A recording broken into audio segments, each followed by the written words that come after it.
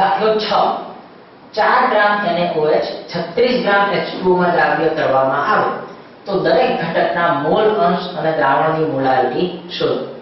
દ્રાવણની ઘનતા 1 ગ્રામ પ્રતિ મિલીલીટર છે. મિત્રો સૌપ્રથમ તો આપણે NaOH અને H2O બંનેના મોલ શોધી કાઢીશું. તો NaOH ના મોલ થશે NaOH નું દળ કે જે 4 ગ્રામ છે છેદમાં તેનો અણુભાર NaOH નો અણુભાર 40 ગ્રામ પર મોલ છે. માટે આપણને 0.1 મોલ મળે. મિત્રો ત્યારબાદ H2O ના મોલ આપણે શોધીએ તો H2O ના ગ્રામ 36 ગ્રામ અને તેનો અણુભાર 18 છે. માટે 18 વડે ભાગતા આપણને 2 મોલ H2O મળે. આથી કુલ મોલ થશે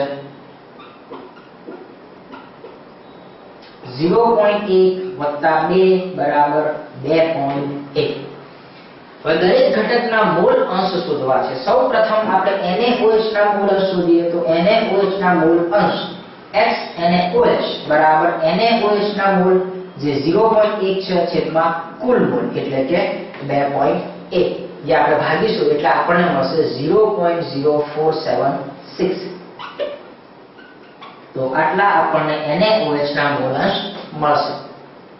હવે H2O ના મોલ અંશ શોધવા છે તો XH2O બરાબર H2O ના મોલ 2 મોલ અને છેદમાં કુલ મોલ 2.1 એટલે 2 ને 2.1 વડે ભાગતા આપણને મળશે 0.9524. આટલા H2O ના મોલ અંશ આપણને મળે. હવે આપણે મોલારિટી શોધવી છે.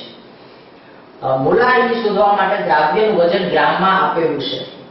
અણુભાર પણ આપણને ખબર છે NaOH નો અણુભાર છે 40 ગ્રામ પ્રતિ મોલ. આપણે દ્રાવણનું કદ ખાલી શોધવાનું છે જે ઘનતાના આધારે આપણે શોધી શકીએ. સૌપ્રથમ તો આપણે દ્રાવણનું કુલ વજન શોધીએ. તો દ્રાવણનું કુલ વજન બરાબર NaOH નું વજન 4 ગ્રામ છે અને H2O નું વજન 36 ગ્રામ છે. એટલે દ્રાવણનું કુલ વજન 4 ગ્રામ થશે. પરંતુ તેની ઘનતા 1 ગ્રામ પ્રતિ મિલીલીટર છે. આથી જેટલા ગ્રામ દ્રાવણનું વજન છે તેટલા જ મિલીલીટર એ તેનું કદ પણ થવું જોઈએ. માટે અહીં દ્રાવણનું કદ થશે 0.040 લીટર. 40 મિલીલીટર જેને આપણે 0.040 લીટરમાં ફેરવી દીધા. હવે આપણે શોધીએ દ્રાવણની મોલારિટી. દ્રાવણની મોલારિટીનું સૂત્ર આપણને ખ્યાલ છે. દ્રાવણની મોલારિટી બરાબર દ્રાવ્યનું વજન અહીં 4 ગ્રામ NaOH છે છેદમાં દ્રાવ્યનો અણુભાર એટલે કે NaOH નો અણુભાર 40 ગ્રામ પ્રતિ મોલ અને તેનું કદ લીટરમાં 0.040 લીટર એટલે આપણને 2.5 મોલર મળશે. આમ અહીં મોલ અંશ ઉપરાંત દ્રાવણની મોલારિટી પણ આપણે શોધવાની હતી જેને આ મુજબ આપણે શોધી શકીશું. દાખલો 7 નીચેની પ્રક્રિયામાં 250 મિલીલીટર 0.76 મોલર HCl 1000 ગ્રામ CaCO3 સાથે સંયોજાય છે તો કેલ્શિયમ ક્લોરાઇડનો દળ શોધો. મિત્રો સૌપ્રથમ આપણે HCl ના મોલ શોધી કાઢીએ. મોલારિટી આપણને આપેલી છે અને દ્રાવણનું કદ આપેલું છે. માટે HCl ના મોલ થશે મોલારિટી ગુણ્યા દ્રાવણનું કદ.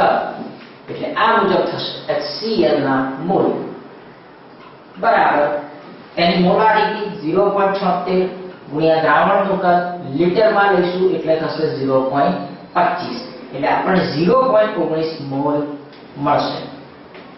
કેલ્શિયમ કાર્બોનેટ 1000 ગ્રામ છે જેનો અણુભાર 100 છે. માટે કેલ્શિયમ કાર્બોનેટ ના મોલ કે તેનું દળ 1000 છેદમાં 100 વડે ભાગીશું એટલે આપણને 10 મોલ મળશે. મિત્રો હવે સમીકરણ આપણે જોઈએ તો 1 મોલ કેલ્શિયમ કાર્બોનેટ એ 2 મોલ હાઇડ્રોક્લોરિક એસિડ સાથે સંયોજાય છે.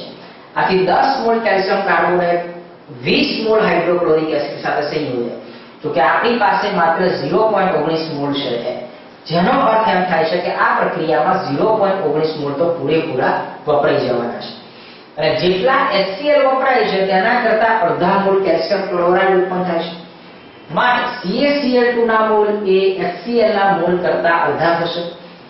તેથી CaCl2 ના મોલ બરાબર HCl ના મોલ 0.19 ભાગ્યા 2, જેથી આપણને મળશે 0.095 મોલ.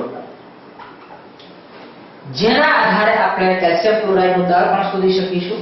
માટે કેલ્શિયમ ક્લોરાઇડનું દળ બરાબર કેલ્શિયમ ક્લોરાઇડના મોલ 0.095 ગુણ્યા તેનો અણુભાર 111, એટલે ગુણાકાર કરતા આપણને 10.545 ગ્રામ મળે.